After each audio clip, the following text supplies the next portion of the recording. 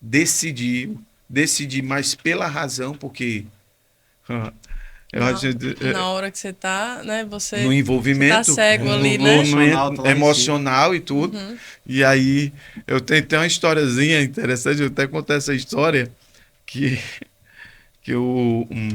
um filho chegou pro pai e aí disse, pai, arranjei uma menina maravilhosa. Hum. E a menina é linda, é maravilhosa, cheia de qualidade. Aí o pai disse, meu filho, abre os olhos. Né? Abre os olhos. Pai, eu vou namorar com ela.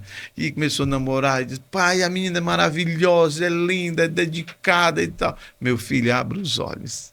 Aí noivou e o pai, meu filho, abre os olhos, abre os olhos. Aí o menino pá, casou, e aquela euforia e tudo. Aí depois de um ano, o menino chegou pro pai e disse, pai, a menina se transformou. Ixi.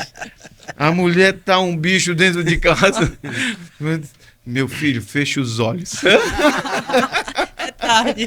Agora não tem mais jeito. Né? Então você tem que abrir os olhos no namoro.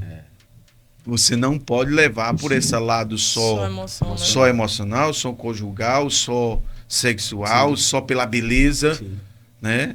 Só porque tem gente, você fala um ponto principal, porque a gente estamos falando, tem muitos jovens cristãos que vão estar ouvindo esse podcast, né? Podcast. Podcast. Não sei pronunciar nada. O Reino Cast, né? É. Aí muita gente vão participar e aí vão descobrir que eles não podem falhar na escolha. Não. Vocês vão ter a vida toda para namorar depois Sim. de casado. É verdade. Eu escutei isso da sua boca Foi. antes do aconselhamento de Sim. casa. Tem a vida toda para namorar. Então você tem tudo. Tem muito tempo. Tem muito tempo. Vocês têm para se conhecer. A Bíblia diz que como é o caminho do navio no meio do mar, como é o caminho de uma serpente na rocha. Você tá entendendo? Assim é o caminho de um mancebo com a sua jovem, de um homem com Mulher.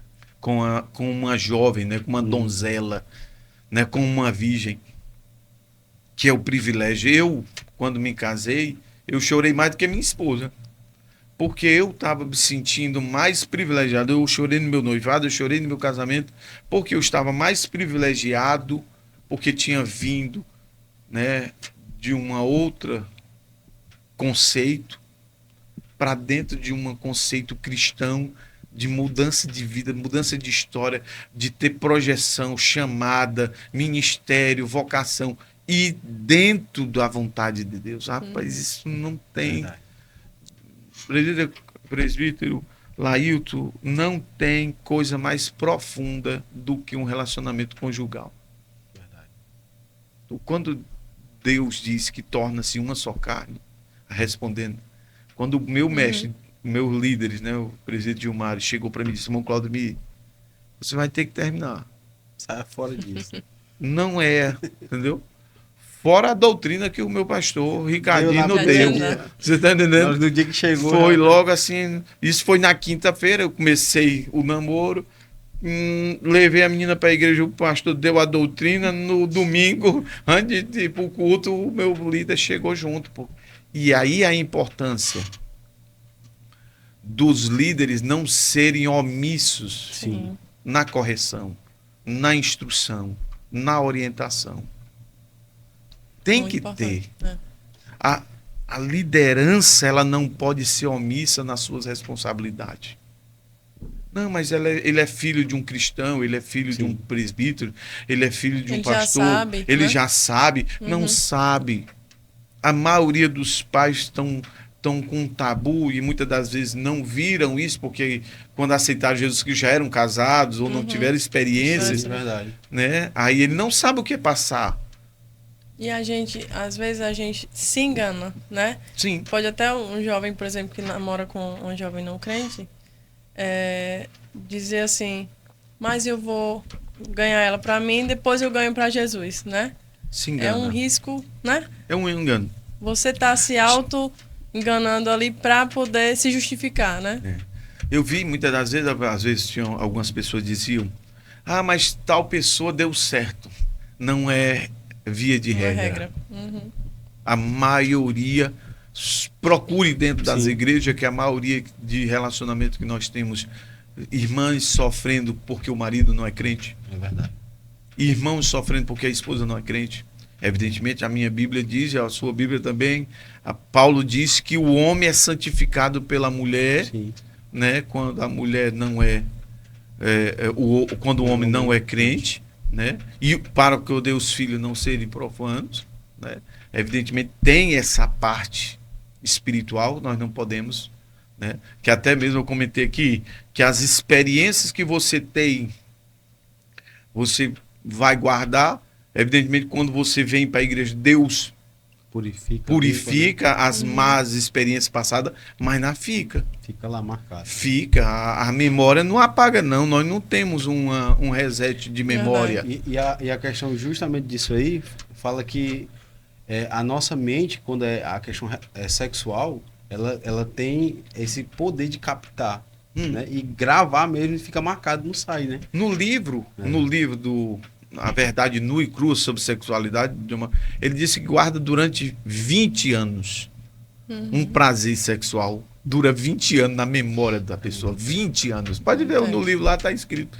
20 anos. Já imaginou? Muito tempo, né? Hã? É uma vida para muita gente. É. Verdade.